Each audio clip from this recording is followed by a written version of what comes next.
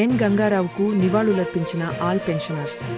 భద్రాచలం పట్టణంలోని పంచాయతీ సమితిలో village development officer విడిఓగా పనిచేస్తూ రిటైర్ అయ్యారు. వీరి స్వస్థలం దుమ్ముగూడెం మండలంలోని నరసాపురం. వీడోగా భద్రాచల ప్రాంతంలో గరిజనులకు అనేక సేవలు అందించారు. వామపక్ష భావాలు కలిగా సిపిఎం పార్టీ సానుభూతిపరుడు. వీరు రిటైర్ అయిన తర్వాత all pensioners and retired persons అసోసియేషన్లో సభ్యులుగా చేరి చనిపోయే వరకు విశ్రాంత ఉద్యోగులకు సేవలందించారు. వీరు వయోభారంతో అనారోగ్యంతో 28న మృతి చెందారు.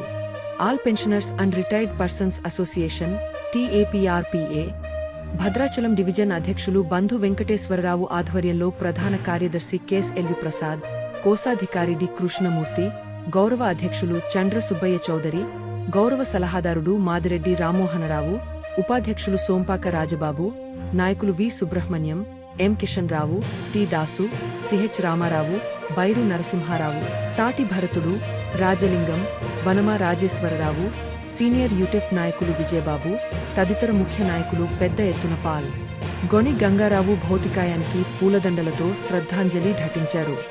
గంగారావు కుటుంబానికి అధ్యక్షులు బంధు వెంకటేశ్వరరావు, KSLV ప్రసాద్ తదితరులు వారి కుటుంబానికి తమ ప్రగాఢ సానుభూతిని తెలియపరిచారు.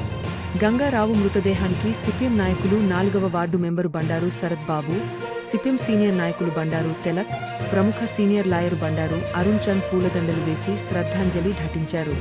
ఈ కార్యక్రమంలో మహిళలు, కుటుంబ సభ్యులు పాల్గొన్నారు.